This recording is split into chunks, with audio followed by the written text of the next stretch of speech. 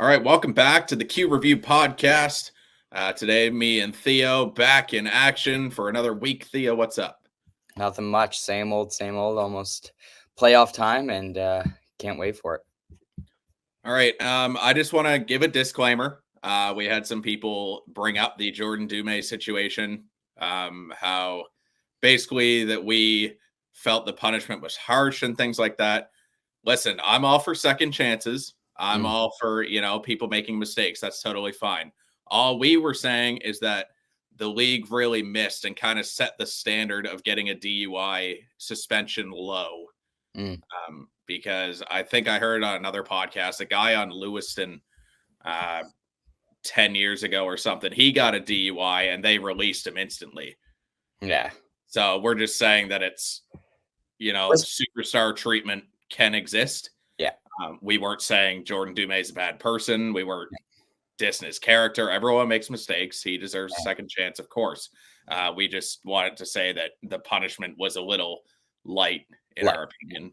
Yeah, and the thing is, you brought up the how he is a superstar, excuse me, and like just think if it was like a fourth liner, third liner, I don't know, maybe he would get released quicker, but only the thing that we're saying is 5 games might be a little light, but like you said, Chris, everybody makes mistakes, and yeah, right, and it's a question of like if a fourth liner on Valdor did the same thing, is he only 5 games? Because that's kind of the standard that the Moosehead set now. That's kind of, you can't, let's say someone else, it happened in the future, and they get suspended 15 games. Okay, well, then you got other teams and the parents coming at you saying, well, it didn't happen for Dumais.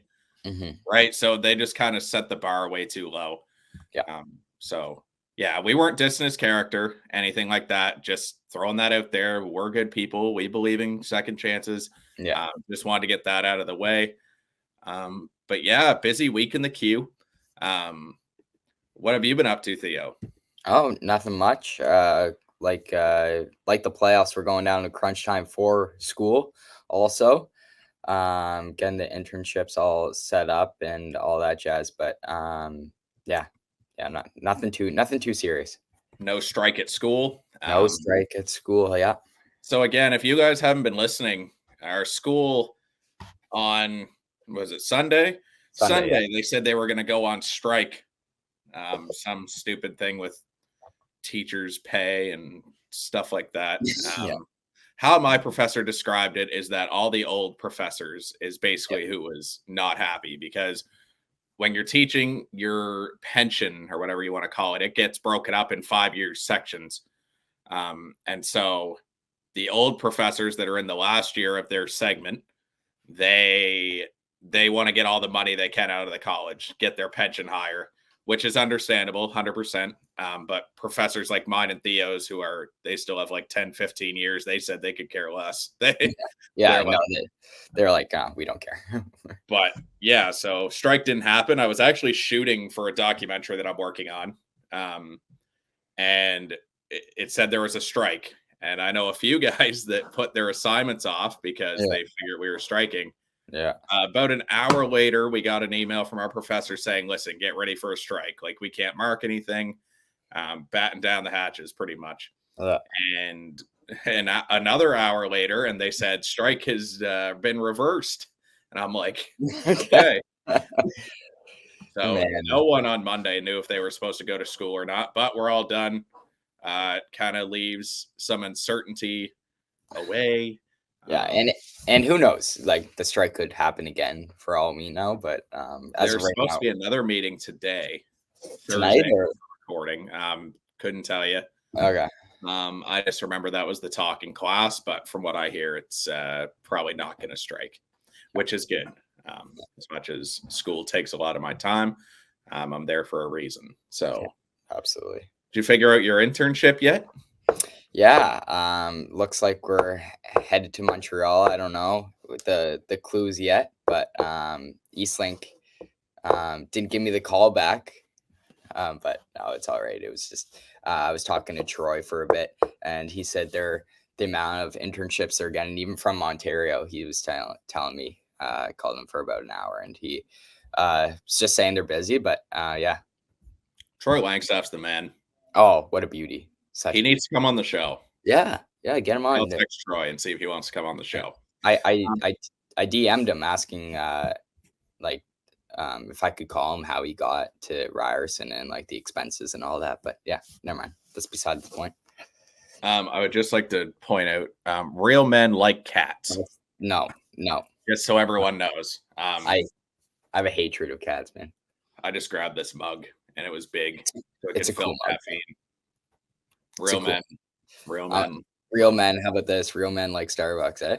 It's true. I love Starbucks, and I'm not even afraid to say it. It's deadly. It's deadly. I love it. Some men are born to cats. Others have cats thrust upon them. Wow. It's pretty beauty. It's a beauty cup. You can't see it. There's like, oh yeah, you can. Little paw. Yeah, little paws. Yeah. There you go. Yeah. Why don't you start off with the Jeff and Merrick podcast about their little what was it? Their little quote that they said, a little surprise about the UMB coach. Oh, yes. Friend of the show, Gardner MacDougall, Jeff Merrick, and the 32 Thoughts podcast with Elliot Friedman. Yeah. They said, don't be surprised if Gardner MacDougall is named the coach for the U18s. Now, that's not confirmed. We just saw the tweet. And of course, friend of the show, we're pretty excited. So if that happens between now and our next episode, congratulations, Gardner. If it doesn't happen, well, it should have been him. It should have been. But yeah, let's get into it. So the CHL top 10, Baie-Comeau's up to number 3. They're the first CHL team to 50 wins. Drummondville at number 8 and Rouyn-Noranda at number 9. Let's talk about this. So Baie-Comeau knows their first round matchup. It's going to be Charlottetown. Mm-hmm. How does Baie-Comeau stack up against the Islanders? I mean, I'm sorry, but that shouldn't even be a question. I think that's a full sweep, maybe 5. But Baie-Comeau, from their bottom 6, just like their bottom 6 compared to Charlottetown's bottom 6, like it's deadly, right? And the amount of, and Charlottetown's a big team too. Like they have some big guys, but Baie-Comeau just has way more skill. And yeah, I don't see it to be pretty fair. Yeah, I think if the Islanders are going to win any games, it's going to be defense. You know, they might have the defense advantage. They got guys like Marcus Kiersey, Owen Conrad, Anton Topolchinsky, I think his name is. Mm-hmm. Carter Bickle's been good in goal lately. They also have Axel Ozils if Bickle doesn't play well. And also, you know, Baie-Comeau is hard to play in, man. That's a hard barn to play in. Yeah. One of the loudest, I was talking to Logan Delaney from Eastlink, and he was telling me that like the whole roof is wooden. So all the sound is like projecting off of that wood and just hitting the ice. So it's a hard building, man. It's a hard road trip. But you know, that should be a 5-6 game series, maybe. And especially of how good Charles Gravel is playing. Yes. It's just, it's not even close in my opinion. And the other confirmed matchup, it's going to be Halifax and Bathurst. So at the start of the year, I said Halifax won't make the Final Four. But now that they're matched up with Bathurst, I don't even know if they'll make it out of the first round. Yeah, that should be a good one for sure. Goaltending's close. Goaltending's close with Antoine Keller. Yeah. Caps prospect. He's been real good lately. Mathis Rousseau, obviously, we could talk about him all day. But, you know, Colby Huggan, like you said, has been good. Bobby Orr burning his old team like crazy. Milo Rowlands. You know, they have names. It's not like they're a nobody team. So, yeah, that's going to be a tough first-round matchup. Yeah, they always have Halifax numbers this whole season.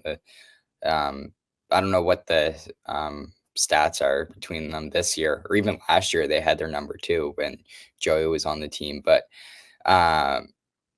it should be a close one. I can definitely see it going to 7. I wouldn't be surprised. And Halifax would get home advantage, right? Yep. Be a 2-2, 1-1-1. Yeah. Yeah. So I mean, Halifax had the advantage 5-4 for wins loss. Oh, okay.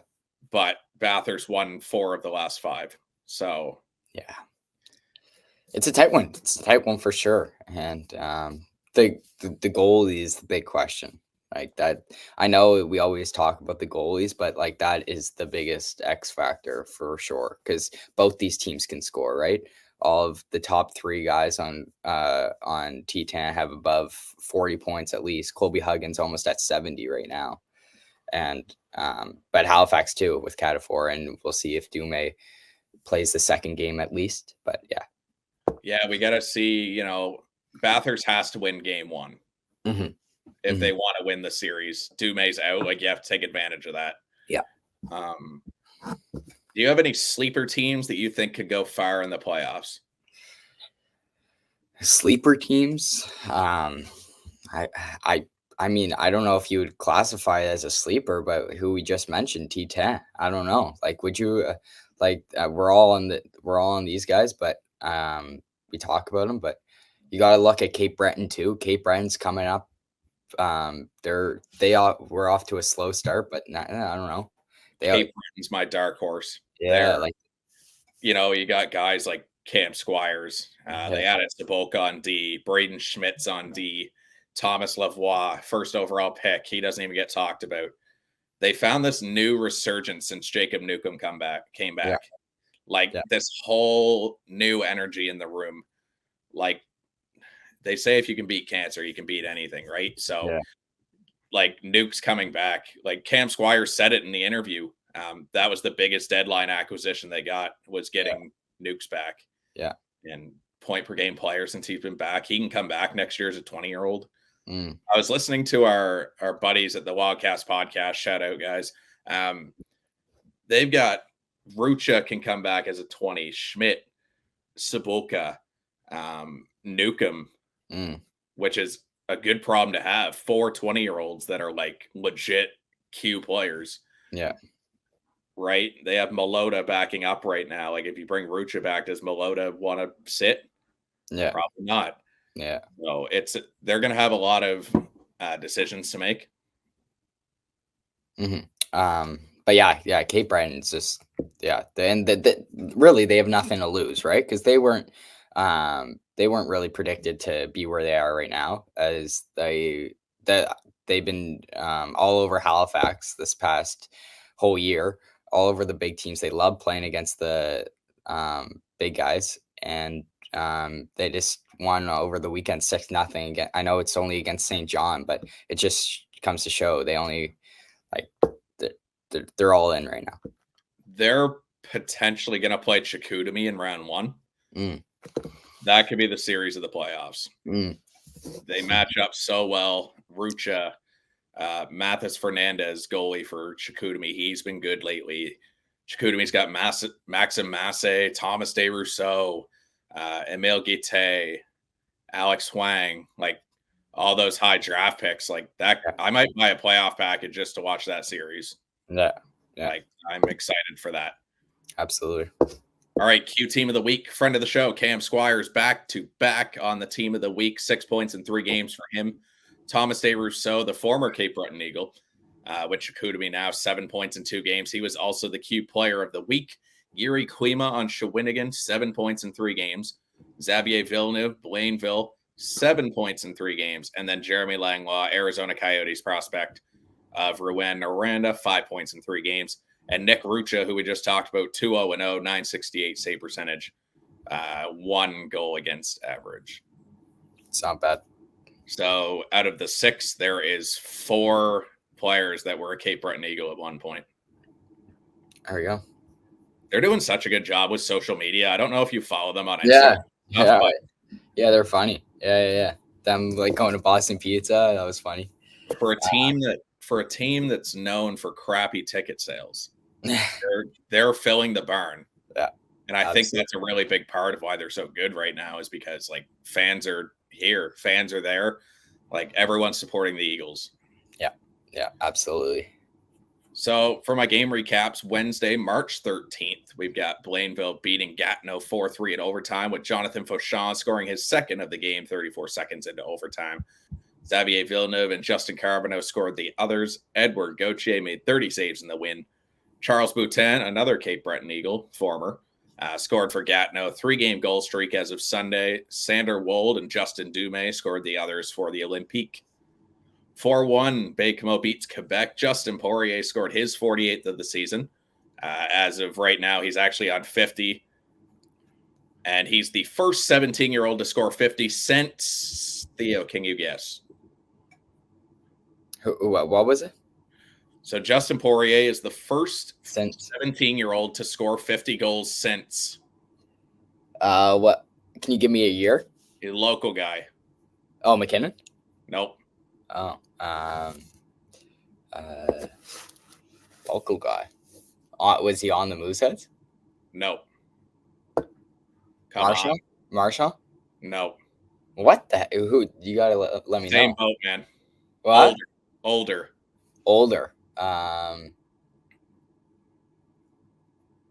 50. You're putting me on the spot, man. I don't know. Come on, man. Penguins. Oh, Crosby. Yeah, come on. That's embarrassing. That's going on the bloopers, man. That's brutal. Sidney Crosby. Justin Poirier is the first 17-year-old. I said that. 50 goals since Sidney Crosby. Felix Gagnon, Justin Gill, and Louis Charles Plourde scored the others. Alexandre Desmarais scored for the Remparts. Vincent Filion, 40 saves in the loss. Not named a star. The Stars, man. That's what we could work on. We could be the freaking Stars people. Imagine. We sure watch. Our opinion doesn't matter. Our opinion doesn't matter to them. Yeah, that's true. 6-3, Drummondville beats Val d'Or. Maxime Olivier Drolet scored twice for the first time in his career. Mikhail Houchette, Maxime Lafont, Noah Reinhardt, and Ethan Gauthier scored the singles. Xavier Sarrazin, Samuel Fiala, and Alex DeRoche scored for the Foreurs. Chicoutimi beats Rimouski 7-2. Thomas DeRousseau, player of the week, scored his first career hat trick. Loic Ursereau scored twice, while Emile Guité and Jeremy Dastus scored the singles. Quinn Kennedy and Max Barbashev scored for the Oceanic. 5-4, Victoriaville beats Rouen-Noranda in an absolute barn burner in the shootout. Friend of the show, Joey Henneberry, scored in the shootout and regulation. He got first star. Maxime Pellerin also scored in the shootout. Igor Guryanov, Tommy Cormier, and Justin Gendron scored the other goals for the Tigre. Jeremy Langlaw, Daniil Borash, Benjamin Brunel, and Andre Lashko scored for the Huskies. Well, last week I called out Joey saying he wasn't doing much lately. He must have listened. He must have watched, eh? That's proof he listens to the show. Yeah, that's awesome. I wonder if any of the guys that we have on listen to the show. Yeah, they know that. I think they do. They must tune in. They want a little bump, even if it's just from us. They want a little see our opinions. Friends of the show, if you do listen to us and our weekly banter, comment down below or shoot us a DM and let us know you actually listen. Yeah. Just because. Who was it who said they heard of us? Remember we interviewed them? They're like, "Oh yeah, we heard you guys." Squires. Oh really? Boca. We're a big deal. Oh, Tommy Belzile. That's what Tommy it was. Yeah. Playing for McGill. He was at the U Sports Nationals. Yeah, had a boy. Before I go on to Thursday, can we talk about the UNB Reds? Insane. Crazy. Undefeated. They haven't lost a game since, I think it was the finals last season. No goals allowed in nationals. Yeah. Just incredible. Yeah. Like when I was working for Dow, like it was always a rough night when UNB came. Yeah. It's one of those things. Like someone said to me, they're like, "Why don't you get as excited when UNB comes to town?" And I'm like, "Because I already know the result." Yeah, exactly. Like you can get a little excited, but it's like you just know it's gonna be a bloodbath. Well, like when Dow was scoring against UNB, I would like call it like they won the Stanley Cup. Like Tigers score. Maybe 8. That's hilarious. No, what a team. Gardner MacDougall, friend of the show. Congratulations. I'm working on getting one of the UNB Reds to come on to the show. Yeah. Oh yeah. Yeah, so we'll keep you updated on that. Yeah. Thursday, March 14th, Halifax doubles up Charlottetown 4-2. Friend of the show, Pete Reynolds, scored for the Mooseheads in his final home game as a Moosehead. Jan Spreiner, Brady Schultz, and Logan Crosby with the others. Pretty cool tradition by the Mooseheads. They always name their overagers as the 3 stars for their final home game. Nice. So David Moravec, Peter Reynolds, Lou Felix Denis were named first, second, and third star respectively. Congrats to those guys. Great careers by all 3. Will Allen and Cole Huckins scored for the Isles. Kate Breton rolling 4-1 over Moncton. Caleb O'Coin, Charles Antoine Lavalley, Lucas Romeo, and Jacob Newcomb scored for the Eagles, while Miles Mueller scored for the Wildcats. St. John beats Bathurst 2-1. 2 third-period goals for the Sea Dogs. They got it done in this one. Pavel Simic scored 16 seconds in to the third, while Drew Elliott sealed it with an empty netter. Pat Lieber made 31 saves and was named star number 1, how it should be. Mm-hmm. Matt McRae scored for the T10 with 35 seconds left, but unfortunately too little too late for the T10. Rouyn-Noranda, they beat Shawinigan 3-2. Andre Lashko scored with 4:46 to play to seal the win. Thomas Verdun and Jeremy Langlaw scored for the Huskies. William Rousseau, 27 saves in the win and earned third star. Felix Lacerte, Theo's choice for Rookie of the Year last year, scored his 30th of the year, while Yuri Klima had a goal and Mathis Fernandez, 26 saves, got him the second star nod. Big upset alert. Sherbrooke beats Victoriaville 6-2. Maverick Lachance and Etienne Tremblay-Matthew scored 2 goals each. Lachance for the 5th time, Matthew for the 1st. Olivier Dubois and Israel Menenskim scored the single goals. Listen, what a season by Maverick Lachance. 10th round pick. You probably didn't even know who I was talking about, did you? Yeah, that's what I mean. 10th round pick in 2022. Yeah. Right now, 26 goals and 20 assists for 46 points. Okay. Didn't make the team last year, of course, because they were nasty last year. Huge bounce back. Right now, leads all rookies in goals with 26 at the time I wrote this, which was Monday. And Mathis Aguilar and friend of the show, Joey Henneberry, scored for the Tigre. Maverick Lachance, I've never even heard of the guy. I remember he scored his first of the season when I was writing notes. I was like, oh, okay. Yeah. Cool. Never heard of it. I can't say I heard of him before, but we heard of him now. Yeah. Shawinigan beats Val-d'Or 8-1. Vince Ele scored twice. Tristan Waugh, Jacob Lachance, Jordan Tarigny, Cody Dupuis, and Felix Lacerte scored the singles. Samuel Fiala scored for the Foreurs. Rimouski doubles up Sherbrooke 6-3. Miles St. Denis scored 3 times for the first time in his career. Last season, 9 goals, 14 total in his career coming into this year. Now has 32 on the season. So he's going to be a big part of that Memorial Cup team next season since they're hosting. Yep.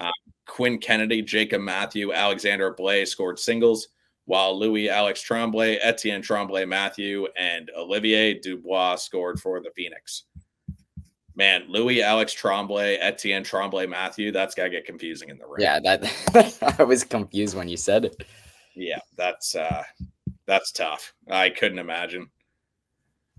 Drummondville beats Blainville 5-4. 3 third-period goals from the Volts propelled them to victory. Justin Cote with 2, Lucas Landry, Mikhail Huchette, and Noah Reinhardt with the singles. Vincent Desjardins scored twice for the Armada, while Olivier Lemieux and Mathis Cloutier scored the singles. And the final game I'm going to get into, Chicoutimi beats Quebec 7-6 with 7 different goal scorers for the Sags. Alexis Morin, Thomas Desrousseaux, Craig Armstrong, Nathan Lecomte, Maxime Massé, Emmanuel Vermette, and Christophe Berthelot score for the Sags. Desrousseaux and Massé combined for 8 points, 1 goal and 3 assists each. Nathan Quinn had his first career multi-goal game for the Remparts. He was a second-round pick last year. Antoine Dorion, Pierre-Etienne Cloutier, Xavier Lebel, and Maverick Rousseau Hamel scored the others. That's it for my recaps. We have a podcast. You good? All right. We have a podcast. So for the weekend. Wait, we have a podcast guest, Theo. Oh, well, there we go. I'm getting too excited. So this guy that we're about to bring on, I went to school with him for a bit at Acadia, really starting to progress in his role. Director of Hockey Operations and video coach with the Acadia Axemen. But Taylor Roberts, who we're bringing on, really got his feet wet when he went with the St. John Sea Dogs for the Memorial Cup. Taylor's from St. John, so it was a really close to home experience for him. And he told us some really cool stories about the Mem Cup, Gardner MacDougall, some of the boys after. So please welcome to the Key Review, Director of Hockey Operations and video coach for the Acadia Axemen, Taylor Roberts. Proudly joining the Key Review today, Director of Hockey Operations and video coach for the Acadia Axemen, Taylor Roberts. Taylor, welcome to the show, man. Chris, thanks for having me. I appreciate it. Yeah, so Taylor, first of all, just kind of like tell me about your role with Acadia. Yeah, so I've been very fortunate the past couple of years. I started my second year at Acadia as a student, just kind of helping out with a couple different hockey operations kind of things. So meal sheets, I did some video as well. A lot of kind of sponsorship stuff with our golf tournament, our celebrity dinner, and then kind of transitioning on after I was done school, I kind of was chatting with Darren, and it was something I really enjoyed and kind of wanted to pursue full time.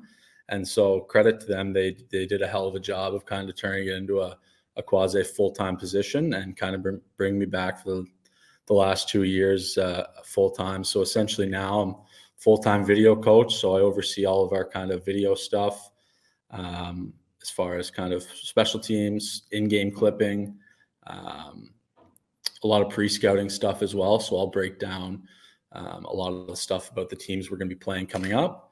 And then the operations side of things, it's a lot of kind of hotel logistics, bus logistics, meal stuff as well, while also taking on kind of a role in our golf tournament and then our celebrity dinner, as well as I kind of took in charge on our annual family weekend that we do, where we bring in all of our kind of players' families, and we kind of put on a little do for them as well, which is very important. So how do you get a job like that? Like what made you want to do a job like that? So it kind of honestly fell in my lap a little bit. I was just, like I said, just a student. One of my buddies from back home was actually doing like the student manager role for them before I kind of stepped in. And so he was graduating, and he said, man, like you should apply for this. You should try it out. And so I applied, and lucky enough, I'm from St. John. So I had quite a few buddies that played for the Sea Dogs, when I was in high school and growing up. And so Brady Burns obviously came through. He was a young fella then. And, a couple of the older guys that I was friends with kind of took him under their wing. And so I kind of got to know Brady through that. And then essentially when I sat down the interview with Darren, I just kind of basically told him how good I thought his son was. And I think that's probably what got me the position. So you go, your son's nasty. I need the exactly. So it certainly helped that I had a little bit of an in, but after that, I like to think I've kind of elevated the position to more of just not a student manager or a manager role, but something that kind of once I'm done, I'll leave to them. They'll be able to kind of have a full-time role out of it, which is fun. So Acadia is like a pretty storied university team. Just talk about working in that atmosphere. For sure. Yeah, it's crazy. It's a lot different than you'd see a lot of other universities. Our community supports as if we were a major junior team. We're getting 1,000+ fans on any given basis, and the students do help out with that attendance level, but it's a very community driven market, and we're really we're an hour from Halifax, and you would think that a lot of people would travel in there to see the major junior teams play, but it's not really the case here. It's very, like I said, we're the show in town, and it's a very cool atmosphere. You look through the rafters, and there's a dozen to 20 banners from just like championships they've won in the past, and it's really neat. And obviously Darren and Mike Alco, Mark Richards, they've been here for Darren's been here for 24 years. Alco's been here for 35. So it's kind of neat, hearing all the behind the scenes kind of stories that they have from, 20 years ago. So it's neat to kind of be involved with that for sure. Yeah, you described it so well. Like me growing up in Wolfville, like you said, it's the thing to do in town. Like if you're going out with your buddies, if you're just hanging out, you're going to an Axemen game. Darren's been coaching as long as I've been alive. So it's great. I always tell Darren he hates it. Yeah. So the real reason we brought you on, Taylor, is you got to spend the Memorial Cup with the Sea Dogs. Tell me all about that, like kind of your role and like how you got into that. Yeah, it was hilarious. So I was sitting in this room here. This is kind of our little video office, our coach's room. And it got announced, whatever it was, 2021, it got announced that St. John was going to be hosting the Memorial Cup in 2022, sorry. And so I immediately was like, I need to get involved with that. Like that's an incredible opportunity. Obviously growing up in St. John, that was my childhood team. And so any way I wanted to get involved, and I kind of sold out a little bit. And so I basically emailed Trevor Georgie, who I'm actually pretty close with now. We chat quite often.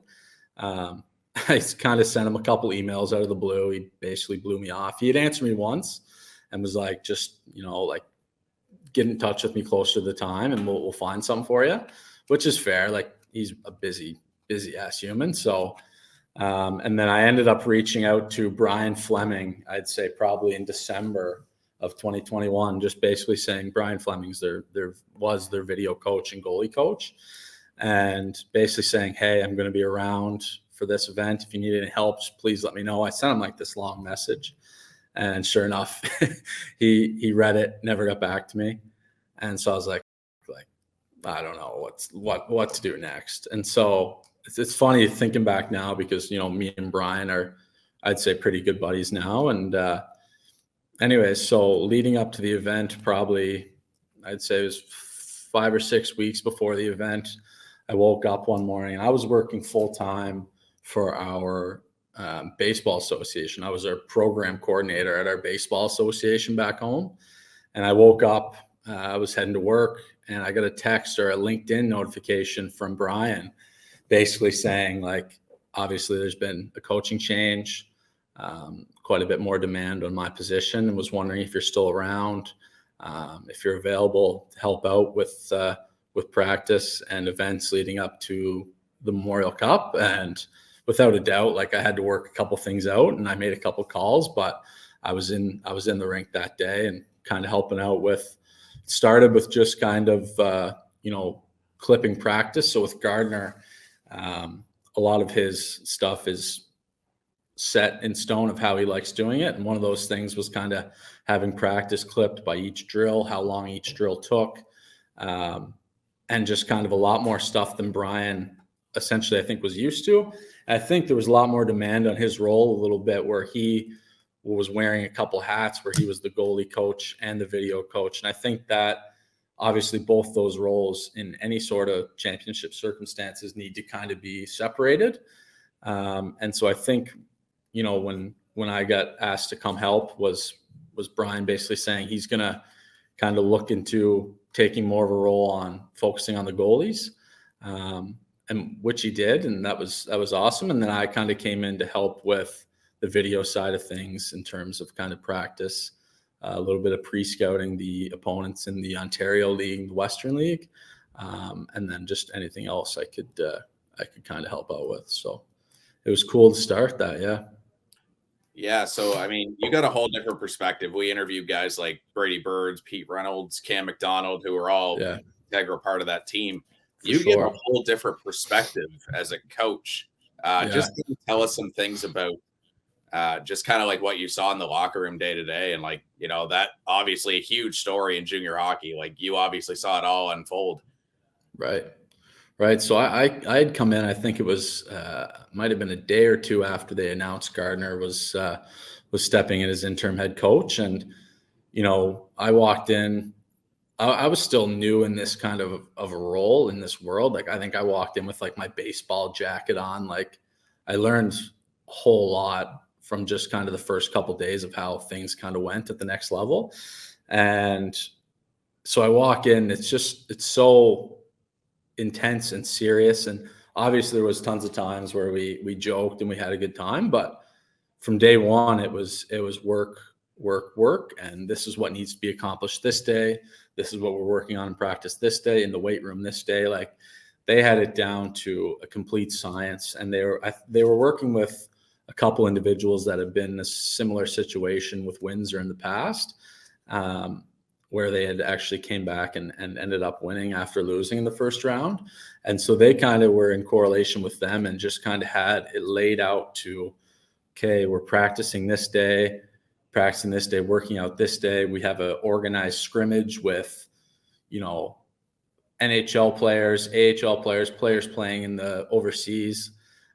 So they had it lined out incredible. And it was just a really unique experience, and one that certainly had taken my career to another step for sure.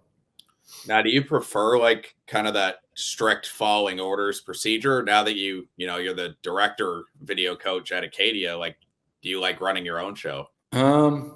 Yeah, like I think it was good for me in that circumstance. Like, I think, like I said, I was very new in that field. Like, I literally had no reason to be there. Like, I was just brought in to help, and I'd learned a whole lot. I think with Acadia now, I've kind of grown more, and you kind of develop that relationship with your coaches, and you kind of just eventually learn what's expected and what is wanted. So when I come in down between periods here, like, I know exactly what, Chris McDonald wants to see.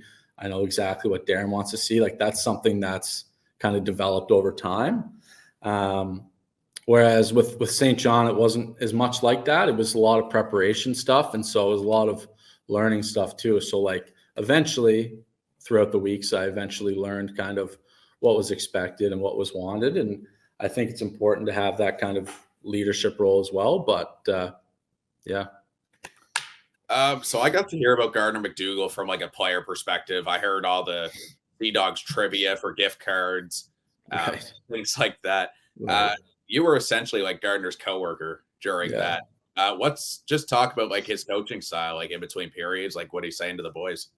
It's incredible. It's a lot different than the different coaching style than I've seen in the past. Obviously, I've seen the way it's run here. I've become pretty good friends with Travis Crickard, the head coach of St. John now, and everyone I've seen so far has just have such a different coaching style. And Gardner, obviously, like everyone will tell you, is a complete motivator. And you know what? Like, I have to give props as well to Rob Henniger, because his brains behind the operations is outstanding, and him and Gardner just work incredible together. So I think Gardner gets a lot of the recognition as he should.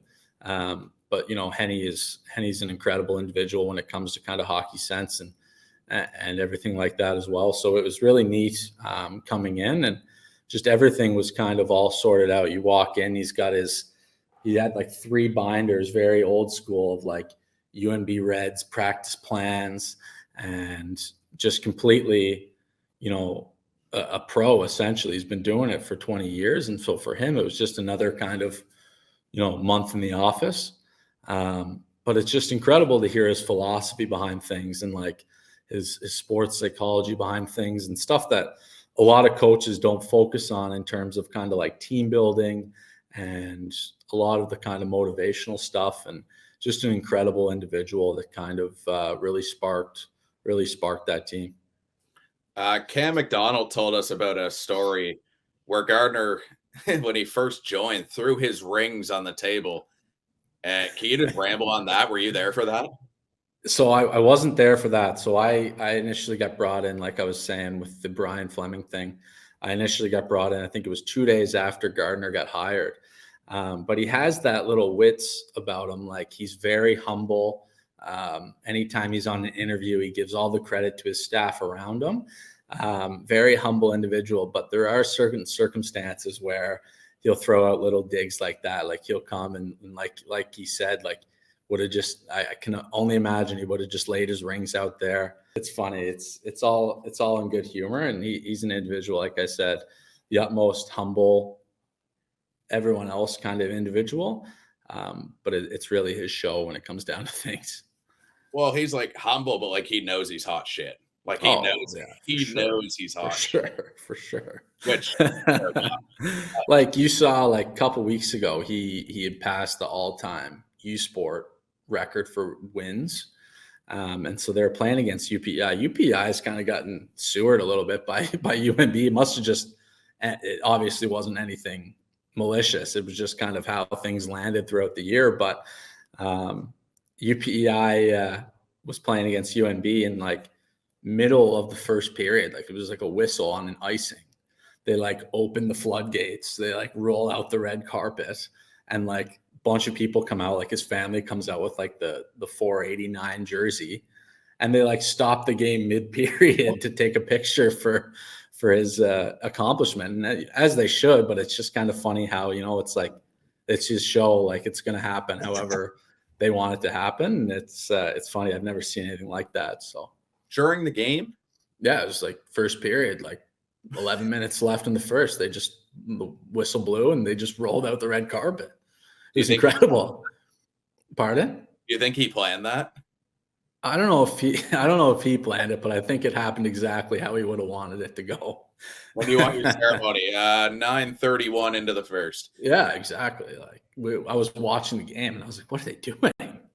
But you know, sure enough, he deserves all the accolades. He's an incredible individual. So I asked the players the same question. Walk me through the final 30 seconds of the Mem Cup final.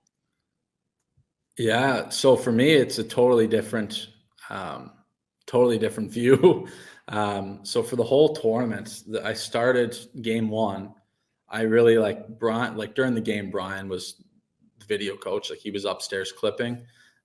Rob Henniger and Paul Boudelier, who is an incredible hockey mind, were upstairs as well beside Brian, and they were kind of on the mic. And so we were allocated 2 seats in like the main press box, plus the video coach. And so essentially, like during the games, like I had no idea where I was going. So the first game, I like walked upstairs to like the GM's box. And so it was like Trevor, Anthony, Stella.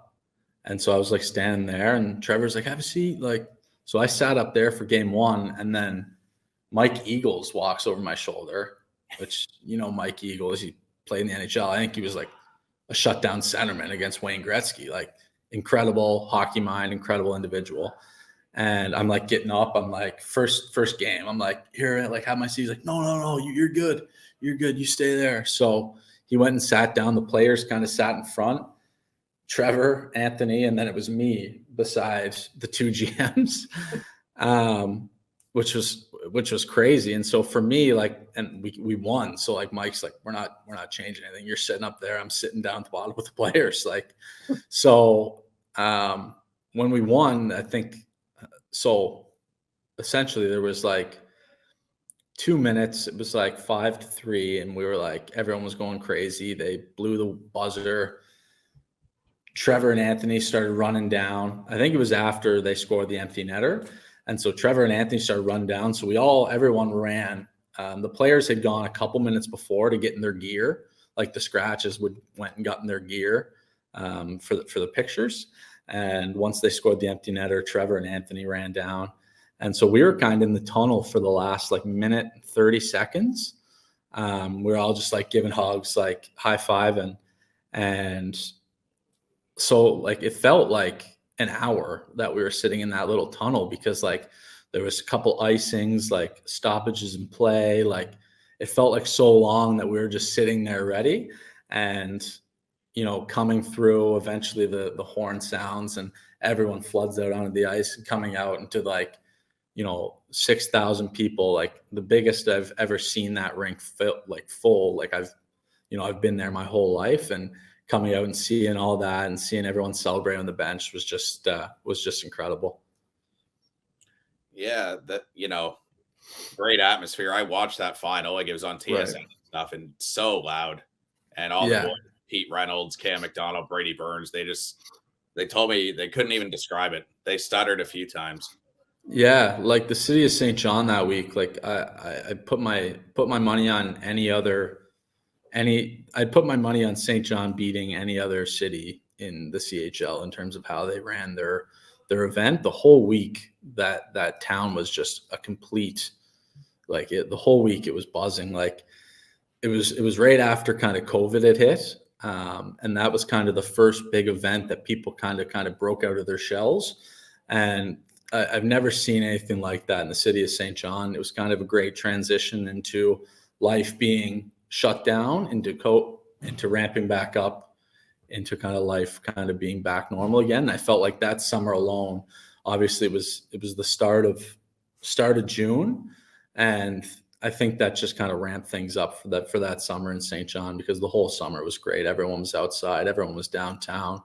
And that event just made for an incredible kickoff to that summer and that year. So what player sell you the hardest after the win?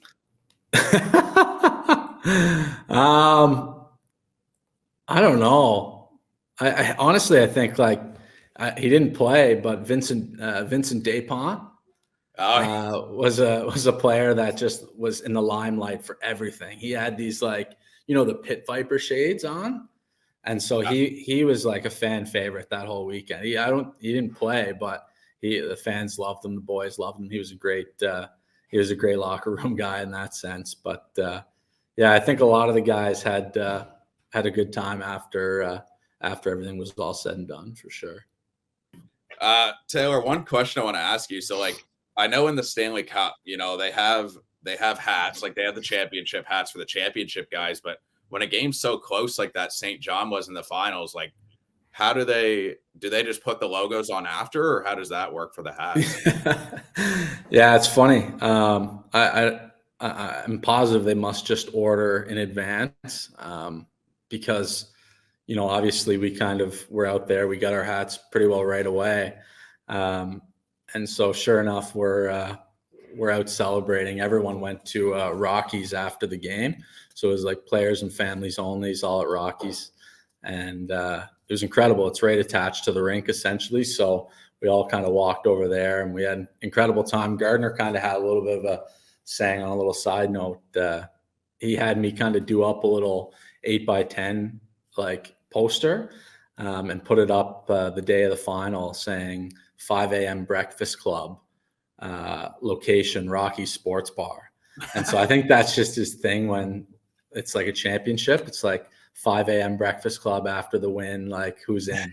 So I had put that poster up in a couple different places. So anyways, that was the plan. So we all went to Rockies after the game, had some fun. And going back to your question, Mark Childerley, former equipment manager of Acadia, he got kind of brought into the Memorial Cup to help out with Hamilton.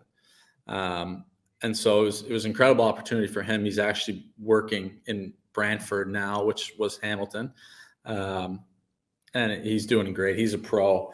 But anyways, he, sure enough, probably half an hour after I get there, he walks in wearing the Hamilton Bulldogs championship hat. And we're like, where the heck did you find that? So anyways, I guess he dished a bunch around and he must have found them in a storage closet or something.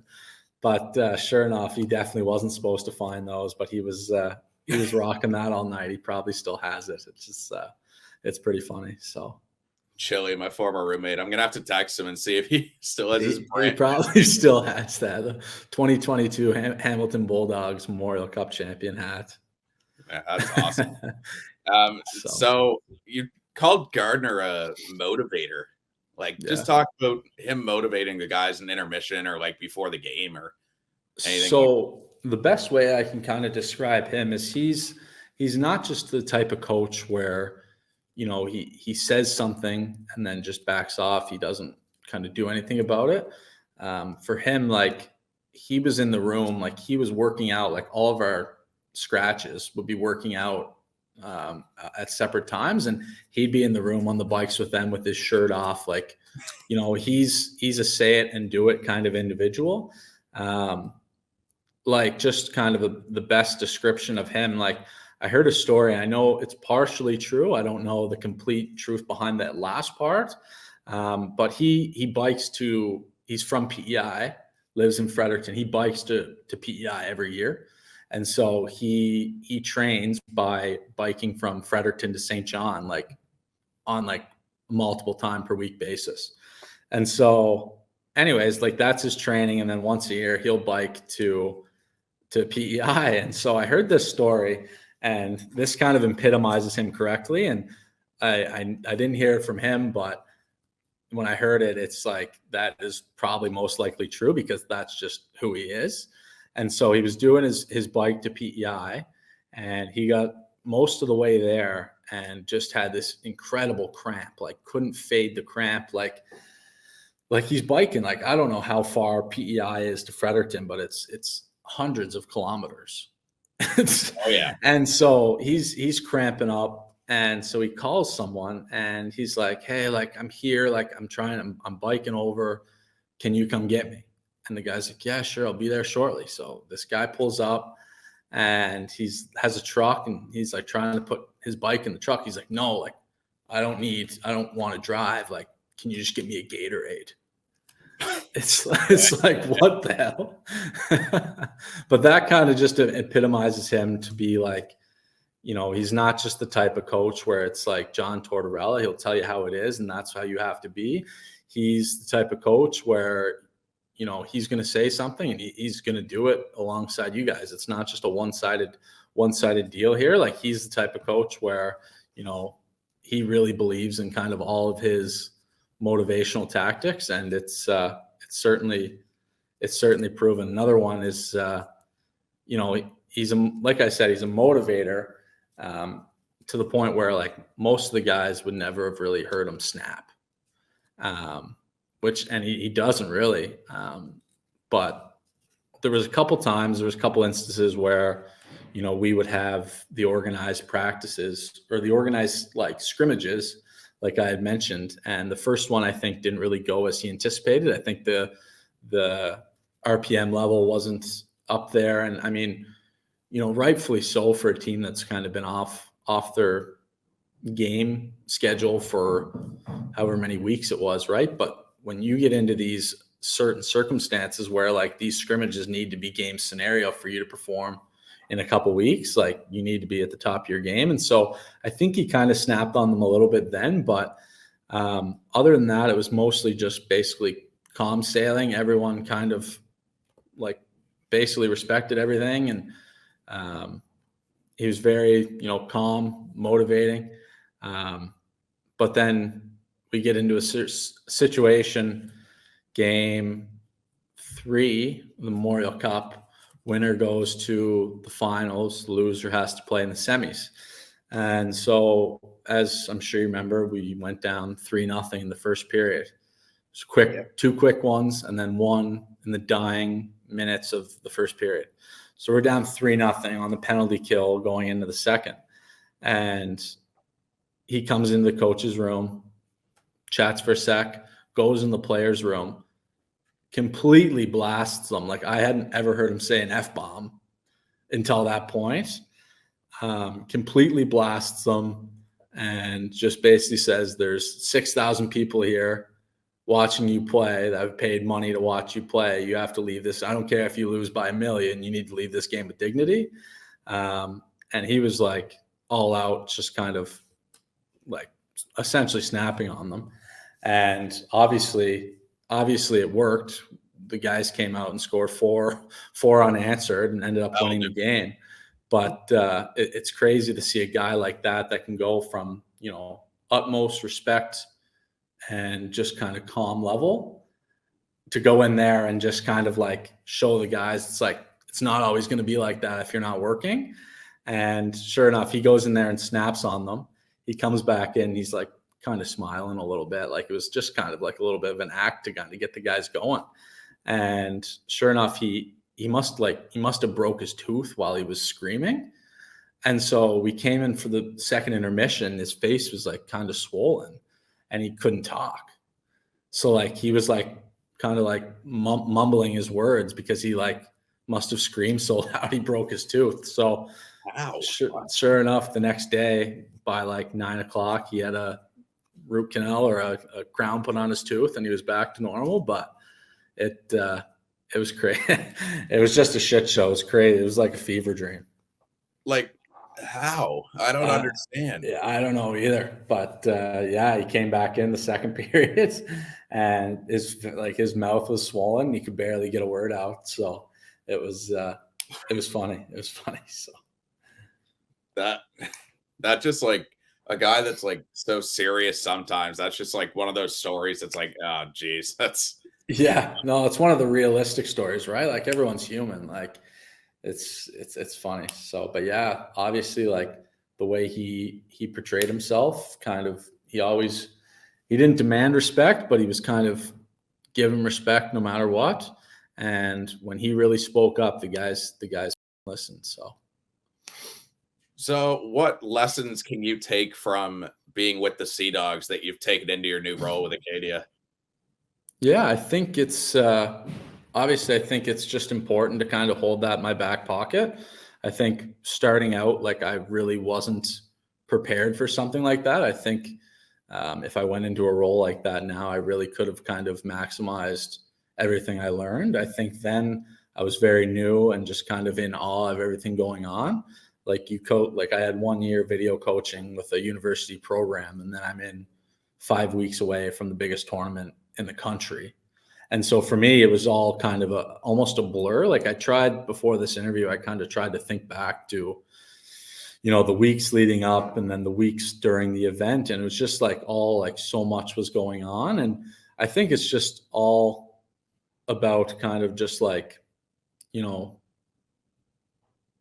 just kind of being around that atmosphere. We've had a number of seasons with Acadia. The past couple of years haven't really gone how we wanted. And so I kind of have that, experience of kind of dealing with the lows. And, this year we went on a 9-game losing streak, which, that doesn't get much lower than that in terms of kind of just being around a coaching staff and a group of players and kind of coming through that and kind of getting out of it. And I think the experience with St. John really kind of gave me the opportunity to kind of see like the highest end of how things can be and how professionally things can be done. Obviously, like I said, like Gardner is a pro. I don't know how he's an individual that's not working in professional hockey. I'm sure he just loves waking up and sleeping in his bed every night. His longest road trip's 5 hours, and they're currently 37-0 in their season. So I'm sure he just loves winning that much. And so I really don't know how he just must love kind of the situation he's in. But yeah, just a lot to learn from just kind of the experience here at Acadia, from being kind of, the ups and downs, and then the experience with St. John of kind of just riding that complete high and kind of working under that pressure of kind of what's coming next and kind of the preparation towards the event. So I think that was all something I kind of took away from that as well. So as a St. John kid, you grew up a Sea Dogs fan. What did it mean to you to watch your team win the Memorial Cup with you on staff? It was crazy. Like I was, it's funny. I was 11 years old when they had won it the first time. And I have like in my closet, I have like the replica Memorial Cup hat signed by like Huberto from when I was like 11 years old. And to being on the staff and having like Huberto and Matthew Joseph and Thomas Shabbat, like all those guys coming back in, reading the starting lineup and stuff like that, like all that stuff kind of came full circle to me. And it just kind of really amped me up to really believe that like I can make a career out of this. And this is something I want to do for the rest of my life. And it was incredible to see the city of St. John, like the parade, coming down, King Street, just a big long street. And it was literally the next day, and there was thousands of people out just kind of celebrating. It was just like, it was incredible to see just as a St. John native. I don't think anyone can really put in perspective how cool it really was unless you're really from St. John and you see it on a day-to-day basis, and then you see it after an event like that. It was something special for sure. And last question I'm going to ask you, Taylor. What's next for you? What's next after Acadia if you decide to move on? Yeah, interesting question. kind of been pondering that idea for the past, past couple months, just kind of what's next. And I think for me, it's important where I'm young. I don't have many bills to worry about. If I'd like to try to make a jump into, professional hockey, I think it's important to try to make that jump while I'm young and I don't have to worry about a whole lot, because I understand like the next job, wherever I land up, whether it's the CHL, ECHL, whatever the next step is, it's not going to be the most lucrative. And so I think it's important for me to use my experience that I've gained here from the past 3-4 years, as well as, the Memorial Cup stuff, to have that in my back pocket and probably pretty soon try to, take a look and see what my options are going forward. All right, man. Well, yeah. Taylor, we're all out of time, but I appreciate you, taking the time, give us a new perspective, not a player's perspective, but hearing from the guys in the room, talk about one of the greatest coaches in the league and, your hometown team hiring you on for the Mem Cup. It was a pretty cool experience for what I hear, and we appreciate all your time, and the stories were awesome. That's great. No, I appreciate it, Chris. Thanks for having me, and best of luck with your new position. Oh, I appreciate that, Taylor. We'll be in touch, buddy. Sounds good, man. Thank you. That was Taylor Roberts, Tay Rob, Tay Rock.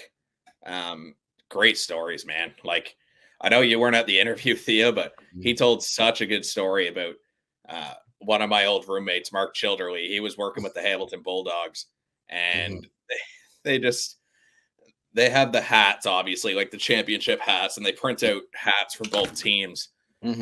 Obviously, because the game's so close, you're not going to print hats right before. Chili found the Hamilton Bulldog hats, like the championship hats. Like, he was wearing them around the rink. Just repping the champion on it. That's awesome. Yeah. No, That's Chili's awesome. a beauty. He's with Brantford, who was Hamilton. He's there full time now. So shout out Chili, Mark Childerley. He's the man. There you go. Thank you, Tay Rob, for all your time and giving us some great stories. Yeah, no, we appreciate you coming on. All right, Theo. Give us what you got. So what's that? Give us what you got. Yeah, so not that many games, only a total of 3 games on the weekend, March 20th. March 16th. Charlottetown Islanders beat Acadia Bathurst T10 3-1. First star was Isaac Voss, PEI native. He had 1 assist. William Shields, 1 goal, 1 assist. And Carter Bickle saved 26 of 27 shots. Emily Perron scored the lone goal for the T10, assisted by Colby Huggan and Robert Orr, who we were both talking about on the power play. And I know I'm always the penalty guy, stat guy, but a total of 20 penalties in this one. There was a total of 4 misconducts, and that was to Blake Pilgrim Edwards, Dawson Sharkey, also a PEI boy, and Milo Rollins, who just got signed a contract. Can't remember who. Might have been Tampa. You know who got a hat trick in that game? Let's see. Friend of the show, Cam Squires. There we go. Cam Squires. No, this is the T10 game, bud. Right, they played Cape Breton. What? No, that's what I mean. That's what I said. Yeah, Cam got a hat trick. Yeah, but I was talking about the other one on Sunday. Oh, okay. I flipped it backwards. It was Charlottetown versus T10. Okay. Yeah. Sorry, bud. Charlottetown. So won 3-1. And then the other goals for the T10 were Michael Horth, William Shields, who I just mentioned, and Simon Hughes, also from PEI. A lot of natives, PEI natives on the Charlottetown team, so that's good to see. And the other game was Moncton versus St. John. The Wildcats win in a shootout, 3-1. Patrick Lever saved 43 of 45 shots. Tyler Peddle, who recently got traded at the deadline, he had 2 assists. And Brody Foreigner, former Mooseheads, had 1 goal. Cohen Miller was also the other one for the Dogs, and Caleb Desmoines, the first overall pick, and Miles Mueller got the other one. And Jacob Steinman saved 25 of 27 shots, and Patrick Lever saved a total of 43 shots. So he's also been stepping up. I know St. John's not doing so hot, but Patrick Lever, you could see he's been playing well. Right on. Yeah, that'll do it. That's it for you. All right. Anything else you want to bring up? Anything playoffs coming up? Oh, well, shoot. As I mentioned, I forgot to mention about the Cam Squires hat trick. This was a barn burner. Total score 8-6, Cape Breton. Olivia Hood scored. Jacob Newcomb, he has a total of 25 points right now in 24 games. Charles Antoine Lavallée, Lucas Romeo, and as you mentioned, Cam Squires with a hat trick, 2 goals on the power play. Robert Orr, Louis Francois Belanger, Colby Huggan all scored for the Titan.